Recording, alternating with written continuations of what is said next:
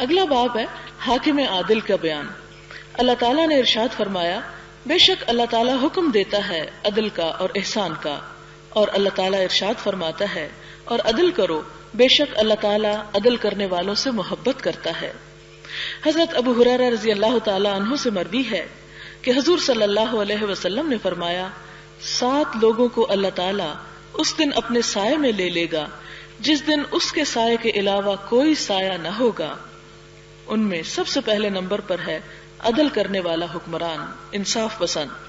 Number 2 وہ نوجوان جو اللہ تعالیٰ کی عبادت کرتے ہوئے جوان ہوا ہو، یعنی عبادت کو بڑھاپے کے لیے نہ چھوڑ دے بلکہ جوانی میں ہی شروع کر لے. نمبر 3 وہ آدمی جس کا دل مسجد کے ساتھ لٹکا رہے، معلق رہے، یعنی اسی کے بارے میں اس کا دھیان رہے، یعنی مراد یہ ہے کہ نمازوں کی پابندی کرنے والا اور مسجدوں کی نگرانی اور حفاظت اور آبادی کرنے والا. نمبر 4 اور 5 وہ 2 آدمی جو اللہ تعالیٰ کے لیے ایک دوسرے سے محبت کرتے ہوں، اسی محبت کی حالت میں اکٹھے ہوں اور اسی حالت میں جدا ہوں، یعنی دنیا کی کوئی غرض اور لالچ ان کے درمیان نہ ہو. ایسے لوگ بھی عرش الہی کے سائے تلے ہوں گے. اور نمبر 5 وہ آدمی جس کو ایک حسب اور نسب اور صاحب جمال عورت نے اپنی طرف بلایا اور اس نے جواباً کہا میں اللہ سے ڈرتا ہوں. نمبر 6 وہ شخص جو صدقہ کرے اور صدقے کو اتنا چھپا کر رکھے کہ بائیں ہاتھ کو پتہ نہ چلے کہ اس کے دائیں ہاتھ نے کیا خرچ کیا. اور نمبر 7 ایک آدمی جو تنہائی میں خدا کو یاد کرے اور اس کی آنکھوں سے آنسوں کی لڑی لگ جائے، یعنی صرف اللہ کے ڈر سے رو پڑے. اگلی حدیث حضرت عبداللہ بن عمرو بن العاص سے ہے. فرماتے ہیں کہ حضور صلی اللہ علیہ وسلم نے فرمایا عدل کرنے والے اللہ تعالیٰ کے پاس نور کے ممبروں پر ہوں گے. اگرچہ یہ مشکل کام ہے لیکن اس کی جزا بھی بہت بڑی ہے. اور یہ وہ لوگ ہیں جو اپنی حکومت، اہل و عیال اور رعایا کے متعلق عدل سے کام لیتے ہیں. حضرت عوف بن مالک سے روایت ہے، فرمایا میں نے حضور صلی اللہ علیہ وسلم کو یہ فرماتے سنا تمہارے بہترین حکمران وہ ہیں جن سے تم محبت کرتے ہو اور وہ تم سے محبت کرتے ہیں. تم ان کے لیے دعا کرتے ہو، وہ تمہارے لیے دعا کرتے ہیں. اور تمہارے بدترین حکمران وہ ہیں جن سے تم بغض رکھتے ہو اور وہ تم سے بغض رکھتے ہیں. تم ان پر لعنت بھیجتے ہو اور وہ تم پر لعنت بھیجتے ہیں. راوی کہتے ہیں ہم نے عرض کیا یا رسول اللہ صلی اللہ علیہ وسلم کیا ہم ایسے حکمرانوں سے علیحدگی اختیار نہ کر لیں، یعنی بغاوت نہ کر لیں؟ فرمایا نہیں جب تک وہ تمہارے درمیان نماز قائم کریں، نہیں جب تک وہ تمہارے درمیان نماز قائم کریں. حضرت ایاز بن حمار رضی اللہ تعالی عنہ سے مروی ہے، فرمایا میں نے حضور صلی اللہ علیہ وسلم کو یہ فرماتے سنا جنتی 3 قسم کے لوگ ہیں. نمبر 1 عادل حکمران جو توفیق یافتہ ہے، یعنی جسے اللہ کی طرف سے عدل کی توفیق مل گئی. نمبر 2 رحیم اور نرم دل آدمی جو ہر عزیز اور مسلم سے مہربانی کا سلوک کرتا ہو. نمبر 3 پاک باز اور کسی سے سوال نہ کرنے والا شخص جو عیالدار ہے، یعنی ضرورت مند بھی ہے اس کے باوجود کسی کے آگے ہاتھ نہیں پھیلاتا. اگلا باب ہے باب وجوب طاعت ولاة الامر فی غیر معصیت و تحریم طاعتهم فی المعصیت. معصیت یعنی گناہ کے بغیر حکمرانوں کی اطاعت کے وجوب اور معصیت میں ان کی اطاعت کی حرمت کا بیان، جس کا مطلب یہ ہے کہ اگر حکمران اللہ تعالیٰ کی نافرمانی کا کوئی کام کہیں تو وہ نہیں ماننا چاہیے، لیکن اگر وہ عوام کی مصلحت میں یا اللہ تعالیٰ کے حکم کے مطابق کوئی بات کہیں تو اس کو ماننا فرض بھی ہے. قرآن پاک میں ہے یا ایھا الذین آمنوا اطیعوا اللہ و اطیعوا الرسول و اولی الامر منکم. اللہ تعالیٰ نے ارشاد فرمایا اے لوگو جو ایمان لائے ہو، اطاعت کرو اللہ کی، اطاعت کرو رسول صلی اللہ علیہ وسلم کی اور حاکموں کی جو تم میں سے ہوں، یعنی مسلمان حکمرانوں کی. اس میں آپ دیکھیں کہ وہ تمام اصول اور قواعد یا قوانین جو کسی بھی امور سے متعلق قرآن اور سنت میں نہ ملتے ہوں، لیکن کسی حکومت کو چلانے کے لیے، کسی ادارے کا ڈسپلن قائم کرنے کے لیے جو وضع کر لیے جائیں، تو ایسے قوانین جو ہیں ان کو ماننا بھی عوام پر فرض ہوتا ہے جب تک وہ اللہ تعالیٰ کی حدود سے ٹکراتے نہ ہوں. اس کی چھوٹی سی مثال ہے جیسے ٹریفک لائٹس ہیں. اب قرآن پاک میں یہ تو کہیں نہیں لکھا ہوا کہ ٹریفک لائٹس کی پابندی کرو جیسے وہ کہتے ہیں ویسے کرو، لیکن یہ لکھا ہوا ہے کہ جو تمہارے معاملات کے ذمہ دار ہوں ان کی بات مانو، کہ انہوں نے تمہاری ہی جان کی حفاظت کے لیے تمہارے لیے ایک ایسا نظام قائم کیا۔ عموماً ہمارے ہاں لوگ کسی بھی چیز کو، جب کسی پابندی کو توڑنا چاہتے ہیں، کسی اصول ضابطے کو نظر انداز کرنا چاہتے ہیں، تو وہ صرف آسانی سے یہ کہہ دیتے ہیں کہ کہاں قرآن میں لکھا ہے، یہ تو حکومت ہی نے قانون بنایا ہے۔ حالانکہ اگر کوئی ایسا قانون ہو کہ جو کسی ایسی چیز سے نہ ٹکراتا ہو کہ جس میں اللہ اور رسول کی نافرمانی ہو، تو اس حکم کو ماننا بھی اسی طرح لازم ہے جس طرح اللہ اور رسول کے حکم کو ماننا صلی اللہ علیہ وسلم، کیونکہ اگر وہ اطاعت نہ ہوگی، کوئی ڈسپلن قائم نہ ہوگا، تو اس سے افراتفری کا عالم ہوگا اور ہر شخص اپنے منہ مہار پہ جدھر جا رہا ہے چلا جائے گا اور اس سے دوسروں کو نقصان پہنچے گا۔ ایک شخص یہ کہے کہ میری مرضی یا میری آزادی، جو کچھ میں چاہوں کروں، مجھے کسی قانون کی پرواہ نہیں، تو وہ یہ ضرور سوچ لے کہ وہ دوسروں کی آزادی پر اپنی آزادی کو ترجیح نہیں دے سکتا۔ اس لیے کہ مثال کے طور پر اگر ایک شخص ریڈ لائٹ کراس کرتا ہے اور گاڑی کو کسی اور کی گاڑی پہ دے مارتا ہے، تو اس نے اپنی آزادی تو استعمال کی لیکن دوسرے کے جینے کا حق بھی چھین لیا۔ تو ایسی آزادی جو ہے وہ اسلام میں منع ہے کہ جس کی وجہ سے دوسرے لوگوں کی جان، مال اور عزت کو خطرہ ہو جائے۔ حضرت ابن عمر رضی اللہ عنہما حضور صلی اللہ علیہ وسلم سے روایت کرتے ہیں کہ آپ نے فرمایا، ہر مسلمان شخص کے لیے ضروری ہے کہ وہ حاکم کا حکم سنے اور اس کی اطاعت کرے، خواہ وہ حکم اسے پسند ہو یا ناپسند ہو، مگر یہ کہ اس کو گناہ کا حکم دیا جائے۔ اگر اس کو معصیت کا حکم دیا جائے تو نہ سنے اور نہ اطاعت کرے۔ مثلا اگر کوئی یہ کہے کہ نماز نہ پڑھو، یا کوئی یہ کہے کہ تم دین کا کوئی اور حکم توڑ دو، اللہ تعالیٰ کی مرضی پہ نہ چلو، تو ایسی صورت میں پھر بات نہیں ماننی چاہیے، لیکن وہ تمام باتیں جو اس کی شریعت کی روح کے مطابق آ رہی ہوں اور اس کی خلاف ورزی میں نہ ہوں، خواہ وہ قرآن اور سنت میں نہ بھی لکھی ہوئی ہوں، پھر بھی ان کا ماننا ضروری ہے۔ حضرت ابن عمر رضی اللہ تعالی عنہما سے مروی ہے، فرمایا، جب ہم حضور صلی اللہ علیہ وسلم کی اس پر بیعت کرتے کہ ہم آپ کا حکم سنیں گے اور آپ کی اطاعت کریں گے، تو آپ ہمیں فرماتے جو تمہاری استطاعت میں ہو، یعنی ساتھ یہ بھی کہو کہ جتنا ہم میں ہمت ہوگی اتنی ہم آپ کی بات مانیں گے، کیونکہ اللہ کے نام پر اگر کوئی شخص عہد کرتا ہے یا بیعت کرتا ہے اور پھر اس کو پورا نہیں کرتا تو اس پر بھی پکڑ ہے۔ لیکن اگر انسان یہ چیز ساتھ لگا دے کہ جتنی مجھ میں ہمت اور استطاعت ہوگی تو اس میں انسان کی بھلائی ہے۔ حضرت ابن عمر سے روایت ہے، میں نے رسول اللہ صلی اللہ علیہ وسلم کو یہ فرماتے سنا، جو اطاعت کے بندھن سے آزاد ہو جائے وہ قیامت کو اللہ تعالیٰ سے ملے گا تو اس کے پاس کوئی دلیل نہیں ہوگی، اور جو اس حالت پر مرے کہ اس کی گردن میں اطاعت کا توق نہ ہو وہ جاہلیت کی موت مرا، یعنی ایک قانون کو توڑ کر اور اس کی پابندی سے آزاد ہو کر مرنا جاہلیت کی موت مرنا ہے۔ اور مسلم ہی کی ایک روایت میں ہے، جو شخص اس حالت میں مرے کہ وہ جماعت المسلمین سے علیحدہ ہو تو وہ جاہلیت کی موت مرے۔ اب یہاں اس حدیث کو بہت سے لوگوں نے مس کوٹ بھی کیا ہے، انہوں نے اپنی اپنی جماعتیں بنا لی، یعنی اسلام کے اندر ہی گروہ بنا لیے، اور پھر ان میں سے جو اس کا امیر ہوا وہ اپنے لیے اس حدیث کو استعمال کرنے لگا۔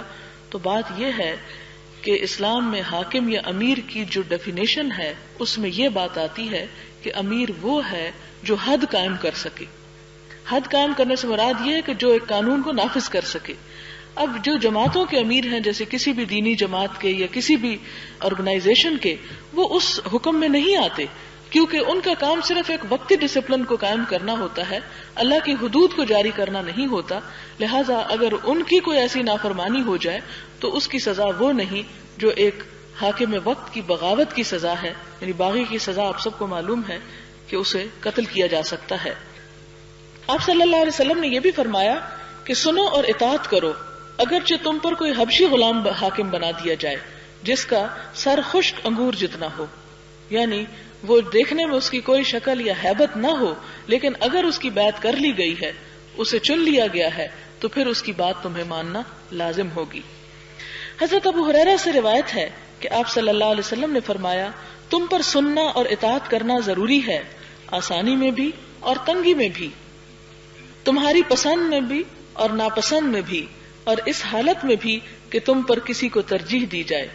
یعنی اگر ایک وقت کا حاکم جو ہے ایک شخص کو دوسرے پر ترجیح دیتا ہے اور جسے ترجیح نہیں دی جا رہی، جسے امپورٹنس نہیں مل رہی، تو وہ یہ سوچ کے کہ مجھے تو اگنور کیا جا رہا ہے لہٰذا وہ سازشیں شروع کر دے، تو اس بات کی اجازت نہیں دی گئی۔ فرمایا خواہ تمہیں حکم پسند ہے یا نہیں، اور خواہ تمہارے اوپر کسی اور کو زیادہ پریفر کیا جا رہا ہے، پھر بھی تم پر لازم ہے کہ تم امام وقت کی بات کو سنو اور مانو۔ حضرت عبداللہ بن عمر سے روایت ہے، فرمایا ہم حضور صلی اللہ علیہ وسلم کی معیت میں سفر پر تھے کہ ہم نے ایک مقام پر پڑاؤ کیا، ہم میں سے کوئی اپنا خیمہ درست کرنے لگ گیا، کچھ تیر اندازی کا مقابلہ کرنے لگے، اور کچھ لوگ جانوروں کے پاس تھے کہ حضور صلی اللہ علیہ وسلم کے منادی نے ندا دی، نماز کی جماعت کھڑی ہونے والی ہے۔ ہم رسول اللہ صلی اللہ علیہ وسلم کے پاس جمع ہو گئے۔ آپ نے فرمایا مجھ سے پہلے ہر نبی کا یہ فرض تھا کہ وہ اپنی امت کو ان کی بہتری کی ہر وہ چیز بتائے جو وہ جانتا ہے، اور انہیں ہر اس چیز سے ڈرائے جو اس کے علم میں ہے کہ ان کے لیے بری ہے، اور تمہاری اس امت کی عافیت اس کے ابتدائی حصے میں رکھ دی گئی ہے، اور اس کے آخر میں آفتیں اور ایسے امور نازل ہوں گے جن کو تم ناپسند کرتے ہو، فتنے آئیں گے اور ایک فتنہ دوسرے فتنے کے مقابلے میں معمولی نظر آئے گا۔ یعنی امت کا پہلا حصہ جو ہے وہی محفوظ ہے، لیکن بعد میں فتنوں پہ فتنے ہوں گے۔ ایک فتنہ آئے گا تو مومن کہے گا یہ فتنہ مجھے ہلاک کر دینے والا ہے، پھر وہ فتنہ گزر جائے گا، اور ایک اور فتنہ آئے گا تو مومن کہے گا یہی ہے جو مجھے ہلاک کر دے گا۔ پس تم میں سے جو چاہتا ہے کہ اسے آگ سے بچا لیا جائے اور اس کو جنت میں داخل کر دیا جائے، تو اسے اس حالت پر موت آنی چاہیے کہ وہ اللہ تعالی اور آخرت کے دن پر ایمان رکھتا ہو، لوگوں کو وہی چیز دے جو وہ خود چاہتا ہے کہ اسے ملے، اور جو کسی حکمران کی بیعت کرے اپنا ہاتھ بھی اس کے ہاتھ میں دے اور دل کا خلوص بھی اس کو پیش کرے، تو اس کو چاہیے کہ حسب اطاعت اس کی فرما برداری کرے، اور اگر کوئی دوسرا اس سے امارت چھیننا چاہے تو اس کی گردن اڑا دو۔ یعنی فتنے اور فساد کو بند کرنے کے لیے ایسے باغیوں کو پھر قتل کیا جا سکتا ہے۔ یعنی یہاں پر بھی اصل میں تو جو روح ہے اس حدیث کی وہ یہ کہ مسلمانوں کو اتحاد کی تعلیم دی گئی، اکٹھا ہونے کا سبق دیا گیا۔ پھر اسی طرح ایک اور حدیث ہے، حضرت ابو حنیدہ وائل بن حجر رضی اللہ تعالی عنہ سے مروی ہے، فرمایا سلمہ بن یزید الجوفی نے حضور صلی اللہ علیہ وسلم سے عرض کیا، یا رسول اللہ صلی اللہ علیہ وسلم، اگر ایسے لوگ ہمارے امیر بن جائیں جو ہم سے اپنا حق طلب کریں اور ہمارا حق ہمیں نہ دیں، تو اس صورت میں ہمارے لیے کیا حکم ہے؟ حضور صلی اللہ علیہ وسلم نے اس سے رخ انور پھیر لیا، یعنی منہ موڑ لیا۔ انہوں نے پھر عرض کیا تو آپ نے فرمایا سنو اور اطاعت کرو، کیونکہ ان کی ذمہ داری ان پر ہے اور تمہاری ذمہ داری تم پر۔ یعنی حکمران کی ذمہ داری کیا ہے کہ وہ رعایا کا خیال رکھے، وہ اس کے بارے میں پوچھا جائے گا، اور تمہارے اوپر ذمہ داری یہ ہے کہ تم اپنے حکمران کی بات مانو، تم سے تمہاری اس ذمہ داری کے بارے میں پوچھا جائے گا، اور اس بحث میں مت پڑو کہ وہ تمہارے لیے کیا کر رہے ہیں اور تم ان کے لیے کیا کر رہے ہو۔ حضرت عبداللہ بن مسعود رضی اللہ تعالی عنہ سے مروی ہے، فرماتے ہیں کہ حضور صلی اللہ علیہ وسلم نے فرمایا میرے بعد ایسی ترجیحات اور ایسے امور پیش آئیں گے جن کو تم ناپسند کرو گے۔ صحابہ کرام نے عرض کیا جو ہم میں سے ایسی صورت دیکھے، صحابہ نے عرض کیا جو ہم میں سے ایسی صورت دیکھے، یعنی ایسے حالات ہو جائیں، اس کے لیے کیا حکم ہے؟ فرمایا جو حقوق تم پر ہیں وہ تم ادا کرو، اور اپنے حقوق کے لیے اللہ کے حضور التجا کرو۔ یعنی فساد اور لڑائی جھگڑے کی بجائے اللہ تعالیٰ سے رجوع کرو اپنے حق مانگنے کے لیے، لیکن جو تمہاری ذمہ داری ہے وہ ادا کرتے چلے جاؤ، کیونکہ ہر شخص جب اپنی ذمہ داری چھوڑ دے گا تو اس کے نتیجے میں سب ڈوبیں گے۔ اس لیے ہر شخص یہ دیکھے کہ اس کا کیا فرض بنتا ہے، وہ کیا کرنے کے قابل ہے، وہ کیا کر سکتا ہے، اور اپنے حصے کا ایک چراغ جلا دے تو معاشرے کے اندر سے خود بخود اندھیرا ختم ہو جائے گا۔ پھر اس کے بعد ایک اور حدیث ہے، حضرت ابو ہریرہ رضی اللہ تعالی عنہ سے مروی ہے، فرماتے ہیں کہ حضور صلی اللہ علیہ وسلم نے فرمایا جس نے میری اطاعت کی اس نے اللہ کی اطاعت کی، اور جس نے میری نافرمانی کی اس نے اللہ کی نافرمانی کی، اور جس نے امیر کی اطاعت کی اس نے میری اطاعت کی، اور جس نے امیر کی نافرمانی کی اس نے میری نافرمانی کی۔ تو گویا ایک حاکم عادل اور حاکم وقت ایسا جو انصاف پسند ہو، اس کا حکم ماننا گویا رسول اللہ صلی اللہ علیہ وسلم کا حکم ماننا ہے۔ پھر اس کے بعد ایک اور حدیث ہے، حضرت ابن عباس سے روایت ہے کہ رسول اللہ صلی اللہ علیہ وسلم نے فرمایا، جو شخص اپنے امیر کی کسی چیز کو ناپسند کرتا ہو اسے چاہیے کہ صبر کرے، کیونکہ جو شخص امیر کی اطاعت سے بالشت بھر بھی نکل گیا وہ جاہلیت کی موت مرا۔ حضرت ابو بکرہ رضی اللہ تعالی عنہ سے مروی ہے، فرمایا میں نے حضور صلی اللہ علیہ وسلم کو یہ فرماتے سنا ہے، جو حکمران کی توہین کرتا ہے اللہ تعالیٰ اس کو ذلیل کر دیتا ہے۔ اسے ترمذی نے روایت کیا ہے۔ اگلا باب ہے کہ باب النہی عن سؤال الامارۃ واختیار ترک الولایات اذا لم يتعین علیہ او تدعو حاجۃ الیہ، امارت طلب کرنے کی ممانعت اور امارت کے تقاضوں پر پورا نہ اتر سکنے یا ضرورت کی صورت میں امارت ترک کر دینے کا بیان۔ اللہ تعالیٰ نے ارشاد فرمایا، یہ آخرت کا گھر ہم مخصوص کر دیں گے اس کی نعمتوں کو ان لوگوں کے لیے جو خواہش نہیں رکھتے زمین پر بڑا بننے کی اور نہ فساد برپا کرنے کی، اور اچھا انجام پرہیزگاروں ہی کے لیے ہے۔ یہ آیت ہے، تلک الدار الآخرۃ نجعلها للذین لا یریدون علوا فی الارض ولا فسادا والعاقبۃ للمتقین۔ حضرت ابو سعید عبد الرحمن بن سمرہ رضی اللہ تعالی عنہ سے مروی ہے، فرماتے ہیں کہ حضور صلی اللہ علیہ وسلم نے فرمایا، اے عبد الرحمن بن سمرہ، امارت کا سوال کبھی نہ کرنا، کیونکہ اگر بغیر طلب کیے تجھے امارت دی گئی تو اس پر تیری مدد کی جائے گی، اور اگر تیرے طلب کرنے پر تجھے امارت دی گئی یعنی تم نے خود عہدہ مانگا تو تجھے امارت کے سپرد کر دیا جائے گا اور تو خداوند کی مدد سے محروم ہو جائے گا۔ اور جب تو کسی بات پر قسم کھائے اور پھر تجھے معلوم ہو کہ دوسرا پہلو اس سے بہتر ہے تو بہتر پہلو پر عمل کر اور اپنی قسم کا کفارہ ادا کر دے۔ یعنی اگر کسی نے ایسی بات پر قسم کھا لی ہے، مثلا کوئی کہے کہ میں آج روزہ نہیں رکھوں گا، تو اس کو ایسی قسم نہیں پوری کرنی چاہیے، بلکہ جو چیز بہتر ہو اسے اختیار کر لے، قسم توڑ دے اور قسم کا کفارہ دے دے۔ حضرت ابو ذر سے روایت ہے کہ رسول اللہ صلی اللہ علیہ وسلم نے فرمایا، اے ابو ذر، میں تجھے کمزور دیکھتا ہوں اور میں تیرے لیے بھی وہی پسند کرتا ہوں جو اپنے لیے پسند کرتا ہوں، کبھی از خود 2 آدمیوں کا بھی امیر نہ بننا اور نہ کبھی یتیم کے مال کا والی بننا، یعنی کوئی ذمہ داری اپنے اوپر نہ لینا، کیونکہ میں دیکھتا ہوں کہ تم اس ذمہ داری کو پورا نہیں کر سکتے۔ حضرت ابو ذر رضی اللہ تعالی عنہ سے مروی ہے، فرمایا میں نے عرض کیا، یا رسول اللہ صلی اللہ علیہ وسلم، کیا آپ مجھے عامل نہیں بنا دیتے، یعنی گورنر نہیں بنا دیتے؟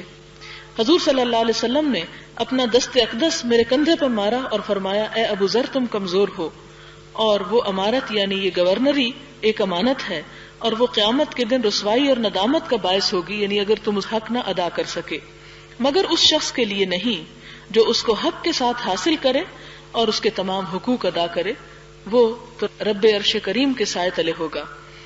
اسی طرح ایک اور حدیث ہے، حضرت ابو ہریرہ سے روایت ہے کہ حضور صلی اللہ علیہ وسلم نے فرمایا، بے شک تم امارت کی حرص کرو گے اور امارت قیامت کے دن ندامت کا باعث ہوگی، یعنی اس کو طلب کرو گے اور پھر اس کے تقاضے نہ پورے کر سکے تو پھر پوچھ بھی سخت ہوگی۔ اسی طرح اگلا باب ہے، باب حث السلطان والقاضی وغیرہما من ولاة الامور علی اتخاذ وزیر صالح وتحذیرہم من قرناء السوء والقول منہم، حکمران، قاضی اور دیگر عہدیداروں کو نیک وزیر مقرر کرنے پر ابھارنے اور انہیں برے رفقا اور ان کی باتیں تسلیم کرنے سے ڈرانے کا بیان۔ قال اللہ تعالی الاخلاء یومئذ بعضهم لبعض عدو الا المتقین، اللہ تعالیٰ نے ارشاد فرمایا، گہرے دوست اس روز ایک دوسرے کے دشمن ہوں گے بجز ان کے جو متقی اور پرہیزگار ہیں، کہ دنیا میں ایک دوسرے کی حمایت اور ناجائز حمایت جو ہے وہ قیامت کے دن اللہ تعالیٰ کے ہاں دشمنی میں بدل جائے گی، کیونکہ انسان ایک دوسرے کو بلیم کرے گا کہ تم نے مجھے گمراہ کیا، تیرے مشوروں نے مجھے ڈبویا، تو یہ انسان کو دنیا میں ہی اس دن سے پہلے اس چیز کا سوچ لینا چاہیے۔ حضرت ابو سعید اور حضرت ابو ہریرہ رضی اللہ تعالی عنہما سے مروی ہے کہ حضور صلی اللہ علیہ وسلم نے فرمایا، اللہ تعالیٰ نے جس نبی کو بھی مبعوث فرمایا، جس شخص کو بھی خلیفہ مقرر فرمایا، اس کے ساتھ اس کے 2 ہمراز ہوتے ہیں، ایک ہمراز اس کو نیکی کا حکم دیتا ہے اور اس پر ابھارتا ہے، اور دوسرا اس کو بدی کا حکم دیتا ہے اور اسے بدی پر ابھارتا ہے، اور گناہ سے پاک وہی ہے جس کو اللہ تعالیٰ بچا لے۔ یہاں پر بتایا گیا ہے کہ جب ایک انسان کسی ذمہ داری یا منصب پر پہنچتا ہے تو دونوں طرح کے لوگ اس کے ساتھ ہوتے ہیں. کچھ لوگ اس کو نیک مشورے دینے والے ہوتے ہیں, کچھ لوگ اس کو برے طرف لے جانے والے ہوتے ہیں. تو ایسے وقت میں حاکم کا یہ فرض ہے کہ جو نیک مشورے دینے والے لوگ ہیں ان کی بات سنیں اور دوسروں کی بات نہ سنیں, کیونکہ ایسی صورت میں انسان یعنی بعض اوقات حاکم خود برے نہیں ہوتے لیکن ان کے مصاحب اور وزیر اور ان کے مشیر جو ہیں وہ خراب لوگ ہوتے ہیں جو پھر ان کو ڈبونے کا سبب بن جاتے ہیں. تو اس چیز سے یہاں منع کیا جا رہا ہے. حضرت عائشہ فرماتی ہیں کہ رسول اللہ صلی اللہ علیہ وسلم نے فرمایا, جب اللہ تعالیٰ کسی امیر کے ساتھ بہتری کا ارادہ فرماتا ہے تو اس کے ساتھ ایک مخلص وزیر مقرر کر دیتا ہے کہ اگر وہ بھول جائے تو وہ اس کو یاد دلاتا ہے, اور اگر اس کو یاد ہو تو اس کی مدد کرتا ہے, یعنی اسے انکریج کرتا ہے. اور جب اللہ تعالیٰ کسی امیر کے متعلق اس سے مختلف ارادہ فرماتا ہے, یعنی برا ارادہ کرتا ہے, تو ایک برا وزیر اس کے ساتھ لگا دیتا ہے.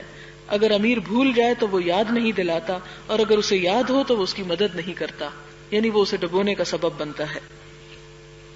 باب النہی عن تولیۃ الامارۃ والقضاء وغیرہما من الولایات لمن سألها او حرص علیہا فعرض بها.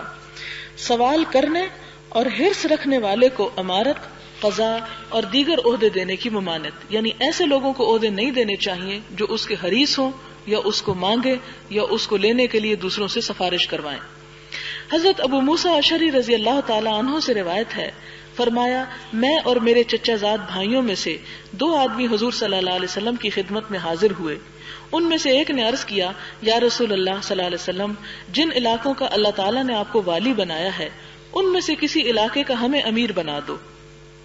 دوسرے نے بھی یہی عرض کیا. حضور صلی اللہ علیہ وسلم نے فرمایا, ہم اس کام کا کسی ایسے شخص کو والی نہیں بناتے جو اس کی درخواست یا خواہش کرے, یعنی جو اپنے آپ کو اس کام کے لیے پیش کرے, کیونکہ وہ سب سے پہلی اس کی ڈسکوالیفیکیشن ہے کہ وہ کوالیفائی نہیں کرتا جو اپنے آپ کو خود پیش کرے.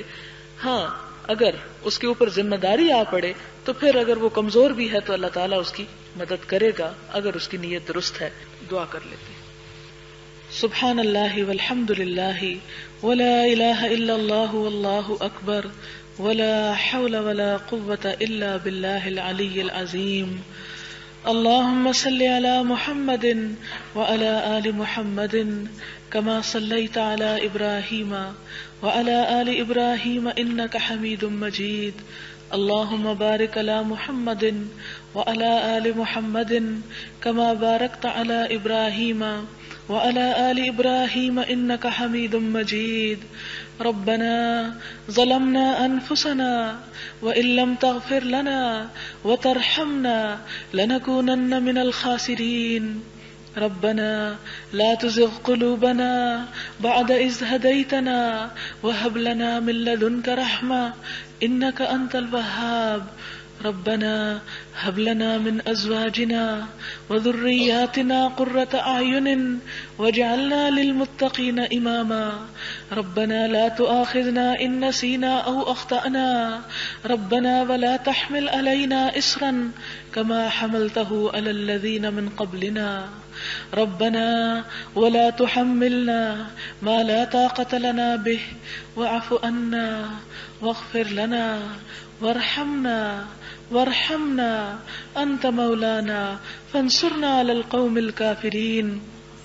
ربنا إننا آمنا فاغفر لنا ذنوبنا وكفر عنا سيئاتنا وتوفنا مع الأبرار.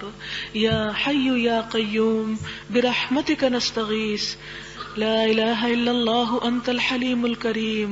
سبحان الله رب العرش العظيم والحمد لله رب العالمين. رب نسألك موجبات رحمتك وعزائم مغفرتك والغنيمة من كل بر والسلامة من كل اسم. لا تدع لنا ذنبا إلا غفرته ولا هما إلا فرجته ولا هما إلا فرجته ولا هما إلا فرجته ولا حاجة هي لك رضا إلا قضيتها يا أرحم الراحمين يا أرحم الراحمين. رب اغفر وارحم وأنت أرحم الراحمين. لا حول ولا قوة إلا بالله العلي العظيم. لا إله إلا الله وحده لا شريك له، له الملك وله الحمد وهو على كل شيء قدير. رب نسألك موجبات رحمتك وأزائم مغفرتك. لا إله إلا الله وحده لا شريك له، له الملك وله الحمد يحيي ويميت، حي لا يموت أبدا أبدا، ذو الجلال والإكرام، بيدك الخير إنك على كل شيء قدير. لا حول ولا قوة إلا بالله العلي العظيم. اللهم إنا نسألك من الخير كله، اللهم إنا نسألك من الخير كله عاجله وآجله ما علمنا منه وما لم نعلم. اللهم إنا نعوذ بك من شر كله عاجله وآجله ما علمنا منه وما لم نعلم. لا إله إلا الله، لا إله إلا الله وحده لا شريك له. يا حي يا قيوم برحمتك نستغيث، يا حي يا قيوم برحمتك نستغيث. اللهم إنا نسألك العافية في الدنيا والآخرة، اللهم إنا نسألك العفو والعافية في ديننا ودنيانا وأهلنا ومالنا. اللهم استر عوراتنا، اللهم استر عوراتنا وآمن روعاتنا وآمن روعاتنا. اللهم احفظنا من بين أيدينا ومن خلفنا وعن أيماننا وعن شمائلنا، ونعوذ بعظمتك أن نغتال من تحتنا. اللهم أنت ربي لا إله إلا أنت، خلقتني وأنا عبدك وأنا على عهدك ووعدك ما استطعت، أعوذ بك من شر ما صنعت، أبوء لك بنعمتك علي وأبوء بذنبي فاغفر لي فإنه لا يغفر الذنوب إلا أنت. اللهم أنت ربي لا إله إلا أنت، خلقتني وأنا عبدك وأنا على عهدك ووعدك ما استطعت، أعوذ بك من شر ما صنعت، أبوء لك بنعمتك علي وأبوء بذنبي فاغفر لي فإنه لا يغفر الذنوب إلا أنت. لا إله إلا الله وأنت الحليم الكريم. يا حي يا قيوم برحمتك نستغيث. اللهم إنا نسألك الهدى والتقى والعفاف والغنى. اللهم ارزقنا حبك وحب من يحبك وحب أمل يقربنا إلى حبك. اللهم اكفنا بحلالك عن حرامك وأغننا بفضلك عن من سواك. لا حول ولا قوة إلا بالله العلي العظيم. اللهم أنت السلام ومنك السلام، تباركت يا ذا الجلال والإكرام. ربنا أعنا على ذكرك وشكرك وحسن عبادتك. أعوذ بكلمات الله التامات من شر ما خلق، أعوذ بكلمات الله التامات من شر ما خلق، أعوذ بكلمات الله التامات من شر ما خلق. بسم الله الذي لا يضر مع اسمه شيء في الأرض ولا في السماء وهو السميع العليم. بسم الله الذي لا يضر مع اسمه شيء في الأرض ولا في السماء وهو السميع العليم. بسم الله الذي لا يضر مع اسمه شيء في الأرض ولا في السماء وهو السميع العليم. اللهم عافنا في بدننا، اللهم عافنا في سمعنا، اللهم عافنا في بصرنا. لا إله إلا أنت. حسبي الله ونعم الوكيل، حسبنا الله ونعم الوكيل، نعم المولى ونعم النصير. حسبنا الله ونعم الوكيل، نعم المولى ونعم النصير. حسبنا الله ونعم الوكيل، نعم المولى ونعم النصير. ربنا تقبل منا إنك أنت السميع الدعاء، وتب علينا إنك أنت التواب الرحيم. وصلى الله تعالى على خير خلقه محمد وعلى آله وأصحابه وأهل بيته أجمعين برحمتك يا أرحم الراحمين. إلهي آمين. سبحانك اللهم وبحمدك نشهد أن لا إله إلا أنت، نستغفرك ونتوب إليك. والسلام عليكم ورحمة الله وبركاته.